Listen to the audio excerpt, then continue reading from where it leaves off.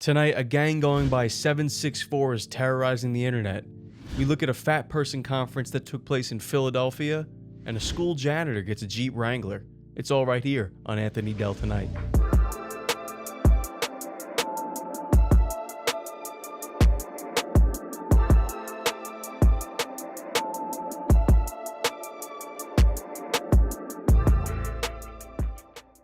A gang going by the name 764 is terrorizing kids across the globe on the internet, mostly in video games. Games like Roblox, Fortnite, most of the games that these kids are playing these days. What even is Roblox? Like, I don't even know. I still don't know what Roblox is. What is Roblox? Whatever. 764 is terrorizing kids all over the internet. Before we dive into that and the other stories we got tonight, if you haven't already, like and subscribe to support the channel. Hit the link in the description to join the Patreon and get access to the Discord to be a part of the show's green room. But yes, 764, let's learn a little more. This is truly one of the most terrifying stories I've ever covered in my 30 years as a journalist. We're talking about a network that's both a national security threat and also a direct threat to the nation's families. It's a story of pure evil, a network that seeks to sow chaos in our society, one child at a time. You're about to meet heartbroken parents and a teenage whistleblower from halfway around the world. And we must warn you, there is graphic content and imagery that might disturb some viewers. The darkest corners of the internet, terrorizing the most vulnerable in the most unexpected places. If it's happening here, it's happening everywhere and anywhere. Gig Harbor, Washington, a lush suburb of Seattle. Is it recording? Yeah. Hi, Mom. It's where 13-year-old Jay Taylor grew up. I love you. I'm sorry I couldn't, talk to you on FaceTime. And it's where he was targeted in the middle of the night in his own home by a sinister online network called 764. We knew there were bad people on the internet, period, when we had those conversations. And you tried to limit it. Oh, yeah. It was locked down. But it wasn't enough. 764, a loose network of anonymous people online across the world, had targeted Jay. Their goal? To unleash chaos. Their targets? Mostly children. It's chopping time. Like this girl, coerced to cut her own hair and eat it.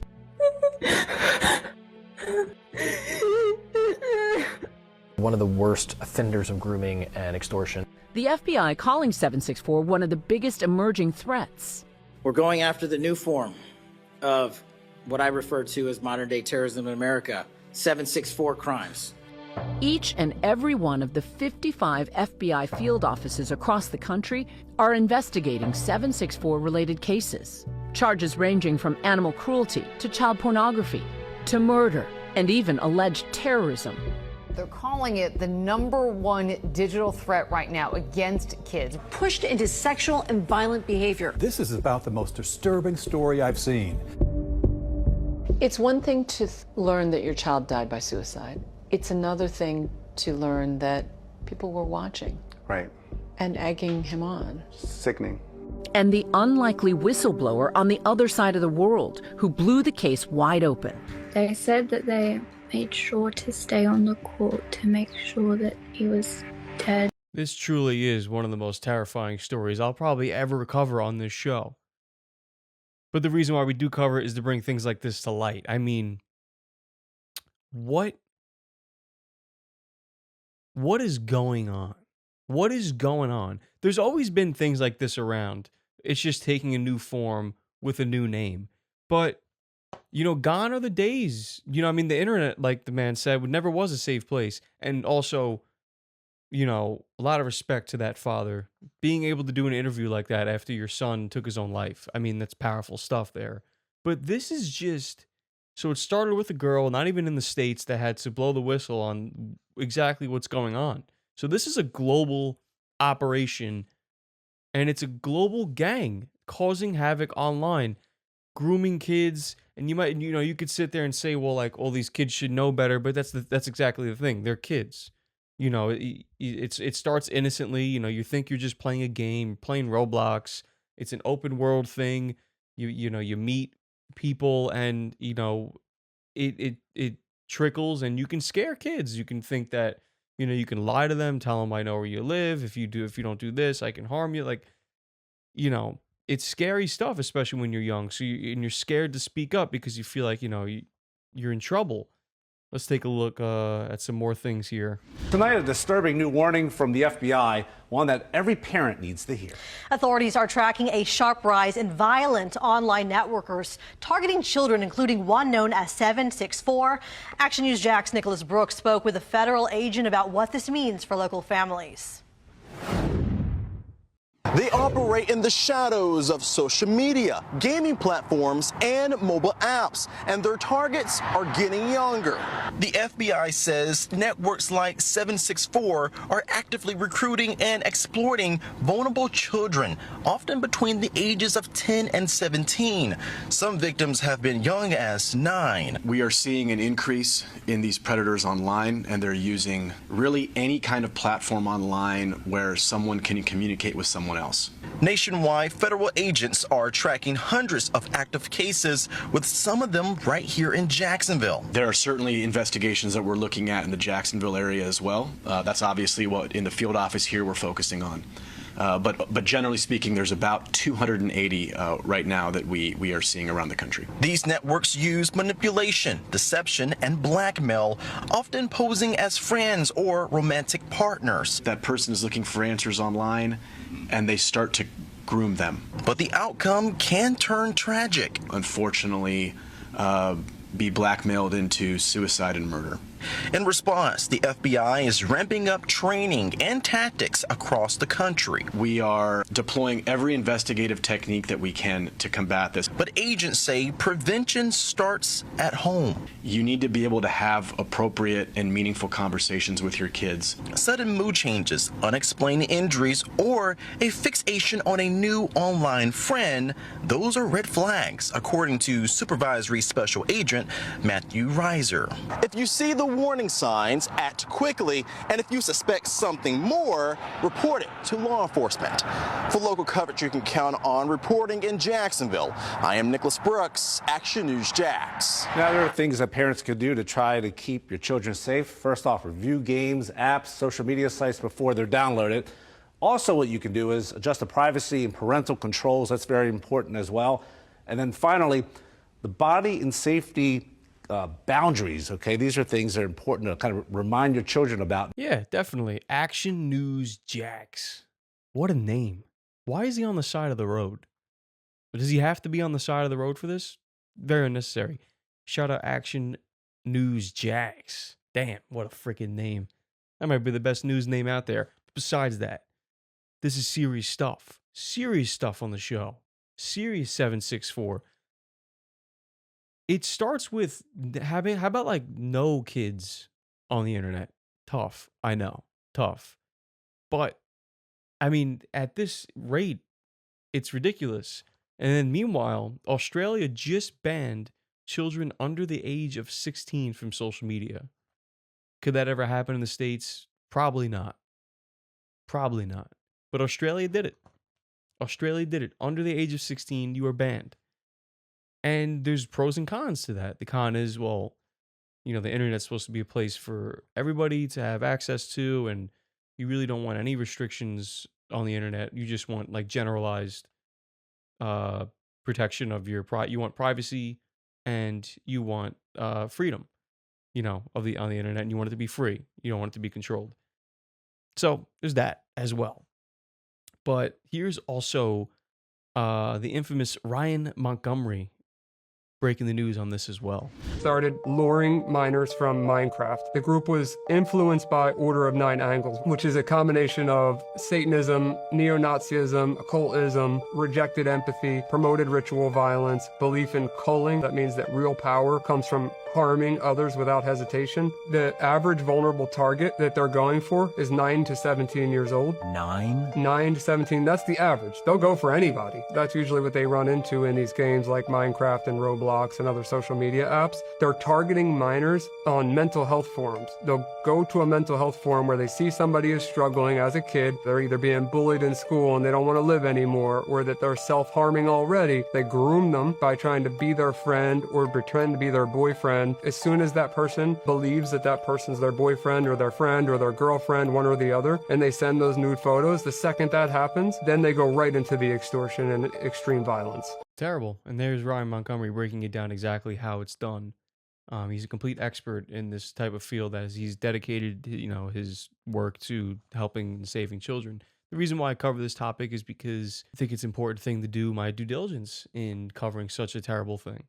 Put it out there, if you're listening and you have children, to protect them. This is by far like the wickedest thing I've ever seen. I mean, to target kids on playing Roblox, as young as 9 years old, Minecraft, 9 to 17 years old is the average. It's just terrible work. So the message here is to get the message out. If you know people with children that play these games, just, look out for them. Check their devices, check their chat history, maybe put some restrictions on them, just to avoid these types of encounters. It's the worst type of evil that there possibly could be. And the FBI can do what they can do, but there's not going to be a lot they can do. It's how do you stop something online that spreads like this? It's really tough to do. It's something that just kind of people have to know about, and the more people know, the harder it becomes, for these organizations to do these types of things. But this is pure evil Satanism in the works, in front of our faces. We turn to a fat person conference that took place in Philadelphia. I'm pretty sure this was the first of its kind. A fat person conference. You're hearing me right. Fat person conference. Fat people gathered together for a conference on fat. Let's see. I went to a fat person conference. It was crazy. Let's check it out. We are at Philly Fat Con. What is Philly Fat Con, you ask? Philly Fat Con is really the first convention of its kind, made by plus-size fat people for fat people. Okay. Here, you're in a space where you can build community with other people who understand your lived experience, who want to meet you, commune with you, and get a chance to know you, build community. No surprise, it's mostly women here. I'd say for every 15th woman, it's one guy. What made you want to come to Philly Fat Con 2025? I think just being in a creative space with like people who can celebrate our bodies. When you become a certain size, it definitely becomes a part of your identity. Once you're overweight for a certain amount of time at a certain amount of size, it really becomes part of just who you are. That's how you see yourself, even if you lose the weight. What made you come to Philly Fat Con 2025? As a fat activist, I want community, and this is the place to be for community.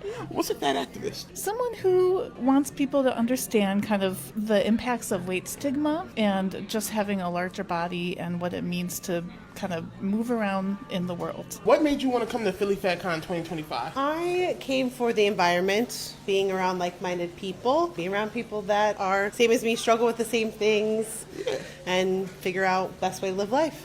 Community. Yeah, community. Did you have a good time? I did, yeah, and I'll be here tomorrow. Awesome. What about you? No, I have to go. It was fun though. Bro, it's so cool that there's a community for people to get together of like-minded individuals, but I don't know if this is where I should be, being completely honest. I don't want to be fat. So should I go to the fat conference where people are talking about loving yourselves for being fat? Should I love myself for where I'm at? You know what I mean?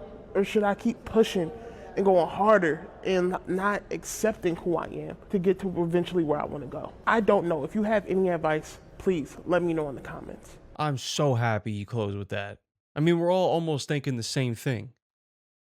It's nice to put together a community of people with the same struggles, but this is a reversible thing in your lives, and it's nothing that you want to lean into. You're dying. You are unfortunately dying. I don't want people to die this way. It's awful. It's awful, but you don't want to do this to yourself. You don't want to do this to your body. It's not good. It's not healthy. What does it mean to move in the world? What are you talking about? It's hard to move because you're heavy. Let's see some of the comments. I assume it's held on the ground level. Okay. getting off to a hot start here. Loving yourself means caring enough to improve your health. End sentence, full stop. Yeah, I mean, we're all pretty much on the same page here. A Jamaican man's dream. I wouldn't know. I'm just reading the comments. I bet the food there is fire. No doubt. No doubt indeed. I mean, can we have a BrokeCon conference? No, we cannot. No, we cannot. But the potential here is great. I like the potential here because it is a group of people in the same circumstance getting together, but for the wrong reasons. It's good start by getting together, but maybe, I don't know, push each other to like not be fat. Why? It's not healthy. And he has the right mindset, sitting there thinking, is this where I really want to be? But I can understand the dilemma of like, well, you have to love yourself. So loving yourself is, being able to look in the mirror and just, being happy with yourself. Not even looking in the mirror. It's just a feeling. It's a sense of like, I'm happy with who I am. It could be egotistical. You don't want to love the ego, of course. You want to be able to love past that and shed that. But it's a tough thing because, what are you supposed to do? But I think he'll discover the balance of, I love myself so much that like, I know that what I'm doing to myself isn't healthy. So I need to switch this. I need to switch where I'm going with my life and take control. And then with that is the motivation of, because I love myself, I'm choosing to take care of myself and not this. And this is the place to be for community.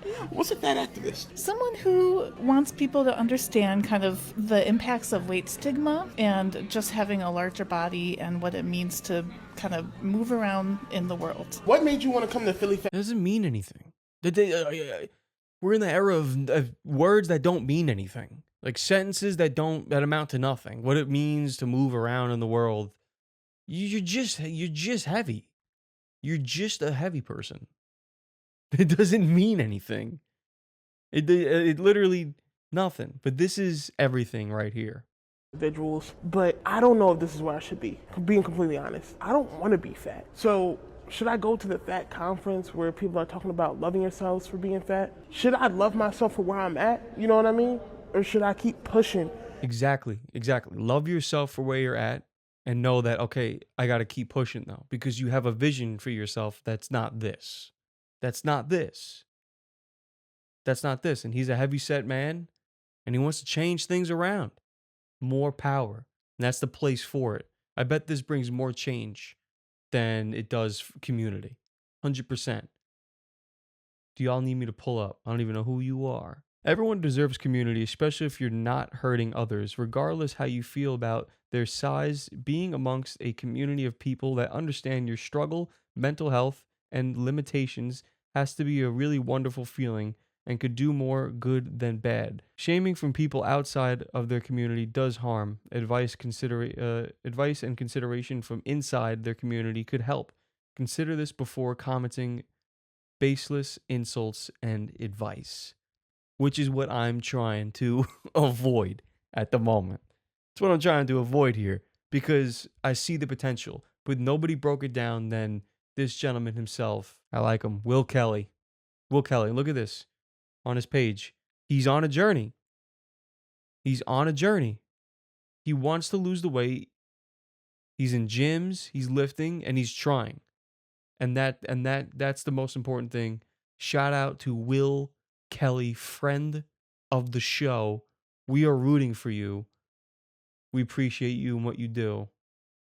Lowest moments at 700. Stop being fat. People are always shocked. Oh, you can walk. 700 pounds. That was like real. Like I'm saying, like, right?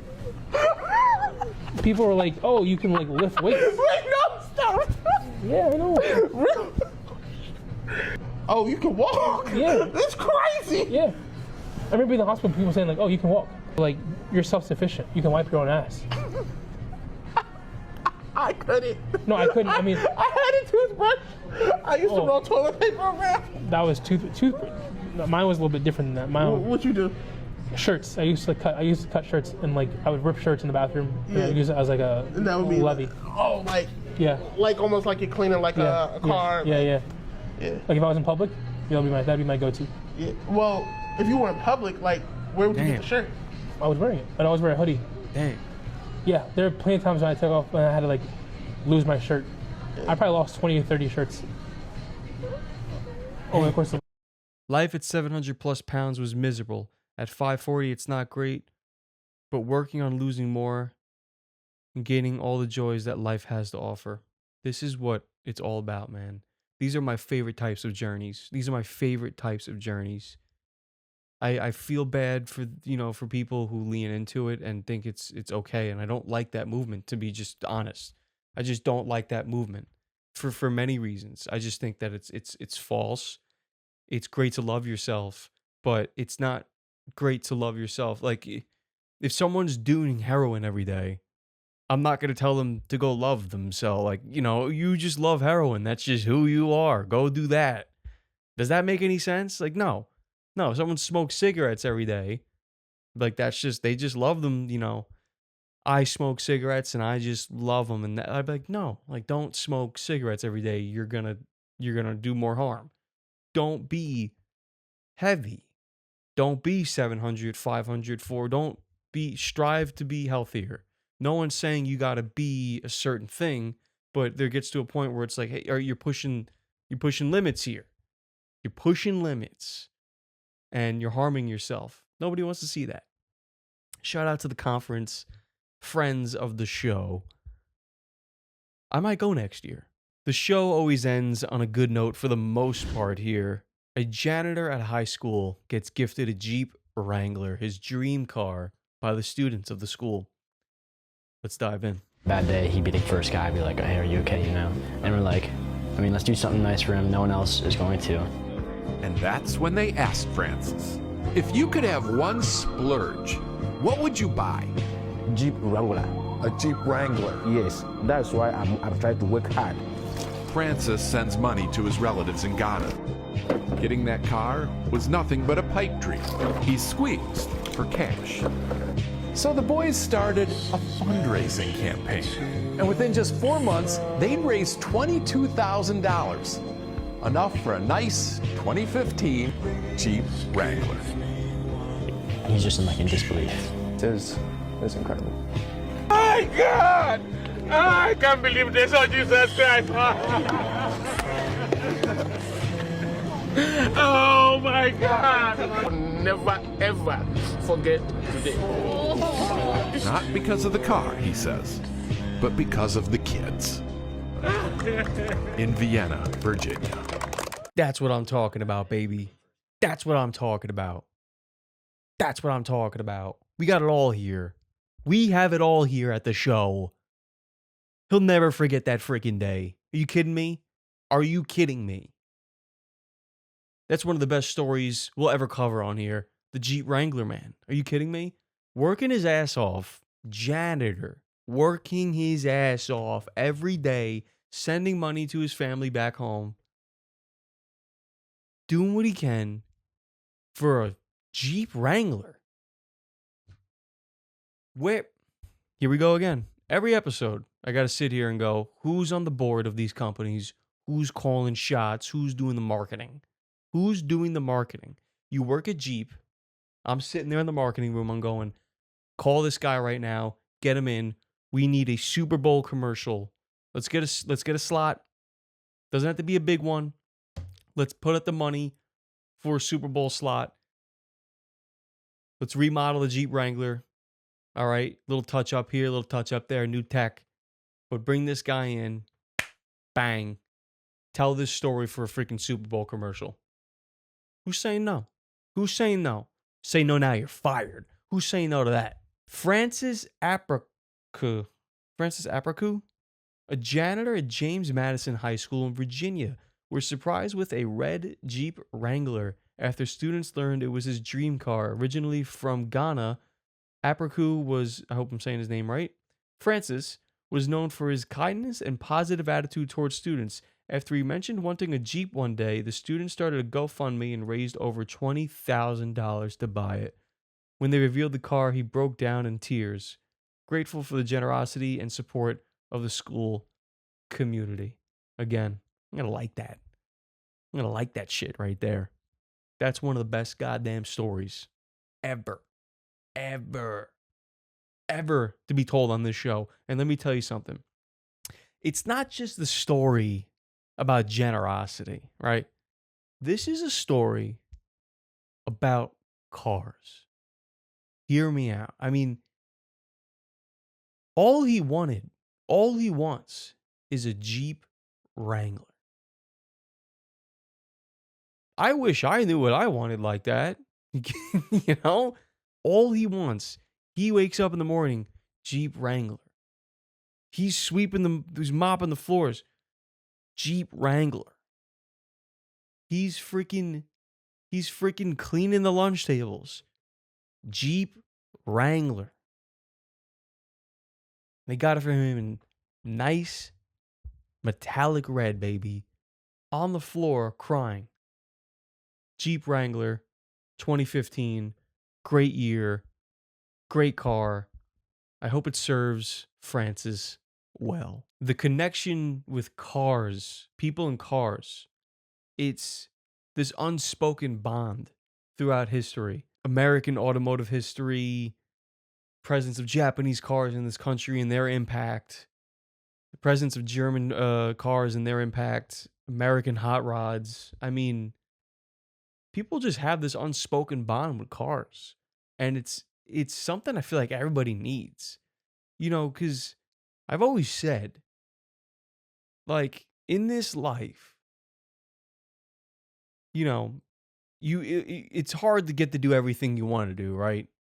You know, you got to put your best effort, you know, your best foot forward and try to get out there and do the things you want to do in life. But one thing's for certain. At the very least, get the car you love. There's no better bond because you spend so much time in that car. If I got to drive to a freaking job every single day and I'm in that car and I'm in traffic, I want to love the car. I want to look at that car every morning and be like, I love driving this thing. It's this feeling. It's this feeling. It's not just like a material thing when it comes to cars. Of course, yeah, it is. But like some people just get cars because they're like, it's a status thing. I want the Mercedes, whatever. I want a BMW, whatever. You know, I want a G-Wagon because I see the other people who who have money have it. Give me a Nissan Skyline. You know? You don't think too about cars? Give me a Nissan Skyline. Give me a Nissan Skyline. Black. Bronze rim. Maybe silver. Silver rims. Silvered out. Maybe some colored decals throughout. Maybe a different colored spoiler. Yeah. I don't know. Go freaking start a GoFundMe for me. Let's get me a Nissan Skyline. Thank you so much for joining me. If you like this episode, like and subscribe to support the channel, and hit the link in the description to join the Patreon to get access to the Discord and be part of the Green Room to suggest future topics for the show and get shoutouts. Good night.